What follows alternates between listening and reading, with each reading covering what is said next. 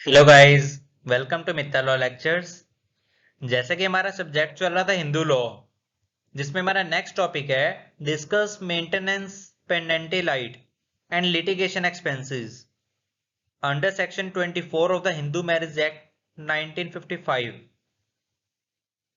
Section 24. If any petition is filed either by husband or by wife under the Hindu Marriage Act, whether under Section 9 restitution of conjugal rights, under Section 10 judicial separation, under Section 13 divorce, तो इसमें ये बताया गया है कि अगर किसी भी पार्टी से, चाहे वो हस्बैंड हो या वाइफ हो, अगर वो पेटिशन फाइल कर रहे हैं हिंदू मैरिज एक्ट के अंदर, चाहे वो सेक्शन 9 के अंडर करें या 10 के अंडर करें या 13 के अंडर करें, अगर किसी एक पार्टी के पास कोई सोर्स ऑफ इनकम नहीं है खुद को मेंटेन करने के लिए, कि कोई भी लिटिगेशन एक्सपेंसेस वगैरह नहीं है, कोई भी एडवोकेट की कोई भी फीस है, या खुद को मेंटेन करने के लिए उसके पास कोई भी पैसे वगैरह नहीं है, कोई भी सोर्स ऑफ इनकम नहीं है, तो इस केस में क्या होगा कि जो भी पार्टी के पास खुद के इनकम वगैरह कोई भी नहीं है, वो अंडर सेक्शन 24 ए पहले पिटीशन फाइल करेंगे मेंटेनेंस पेंडेंटी लाइट के लिए, कि जब तक केस की प्रोसीडिंग चल रही है, जब तक केस चल रहा है, लिटिगेशन चल रहा है, तब तक उसको मेंटेनेंस प्रोवाइड की जाए।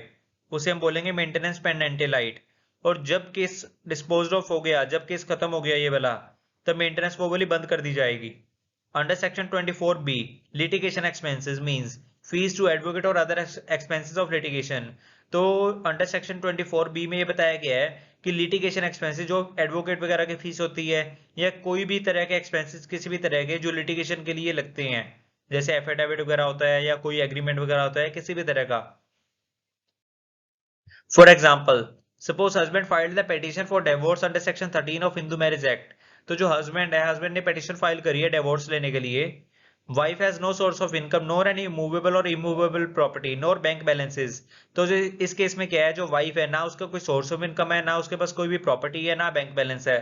On the other hand husband has sufficient means of income. तो हस्बैंड के पास सफिशिएंट मींस है इनकम का, वो प्रॉपर जॉब वगैरह कर रहा है, उसको काफी अर्निंग वगैरह आ रही है वहां से। Wife can file the petition under section 24 of the Hindu Marriage Act for maintenance pendency light and litigation expenses। तो जो वाइफ है वो पेटिशन फाइल कर सकती है सेक्शन 24 के तहत हिंदू मैरिज एक्ट के, maintenance pendente lite and litigation expenses claim कर सकती है वो। Court order the husband to pay ₹10,000 for maintenance per month. तो जो कोर्ट है वो हस्बैंड की पहले तो इनकम वगैरह देखेगी, उसकी इनकम वगैरह कितनी है, उसी के हिसाब से वाइफ को मेंटेनेंस लगाएगी per month. And ₹30,000 as litigation expenses. और जो भी वाइफ ने एडवोकेट वगैरह किया होगा उसके लिटिगेशन एक्सपेंसेस जो भी लग रहे होंगे, वो कोर्ट की तरफ से दिलवाए जाएंगे हस्बैंड से वाइफ को। Generally order is pass for the payment of from the date of the application made by the wife. तो जो जनरली ऑर्डर वगैरह पास होता है पेमेंट के लिए, ये उस डेट से मतलब पेमेंट मिलती है जब से वाइफ ने एप्लीकेशन फाइल करी थी maintenance pendente lite and litigation expenses के लिए। Suppose husband don't pay the maintenance pendente lite and litigation expenses. अगर हम मान के चलते हैं कि हस्बैंड ने ना मेंटेनेंस पेंडेंटी लाइट दी, ना लिटिगेशन एक्सपेंसेस वगैरह दिए, husband can not send to the jail. तो हस्बैंड को जेल नहीं भेजा जाएगा। His property can not be attached और sold to recover the amount. ना उसकी प्रॉपर्टी अटैच की जाएगी, ना उससे मतलब उसकी प्रॉपर्टी सोल्ड की जाएगी अमाउंट को रिकवर करने के लिए। The only fact is that if the maintenance is not paid, his defense will struck off and the petition of husband will be dismissed। तो ओनली इस पे पिटिशन पे इसका यही इफेक्ट पड़ेगा केस पे, कि जो मेंटेनेंस अगर वो नहीं पे करेगा तो उसका डिफेंस जो हस्बैंड ने दिया हुआ है वो स्टक ऑफ हो जाएगा, और जो पिटिशन होगी वो हस्बैंड की डिसमिस कर दी जाएगी। On the other hand suppose wife file the petition for divorce under section 13 and she also files a petition for the maintenance pendency light and litigation expenses under section 24। तो अगर हम बात करें इसमें, जो वाइफ है, वाइफ ने petition file करी है डिवोर्स लेने के लिए, और उसने वाइफ ने साथ में maintenance pendente lite and litigation expenses के लिए भी पिटिशन फाइल करी है under section 24। Court passes the same order as mentioned above and the husband does not pay the maintenance, his defense will be struck off। Court will grant the divorce in the favor of the wife। तो इसमें court ने same order pass किया जो हमने last example में पढ़ा था।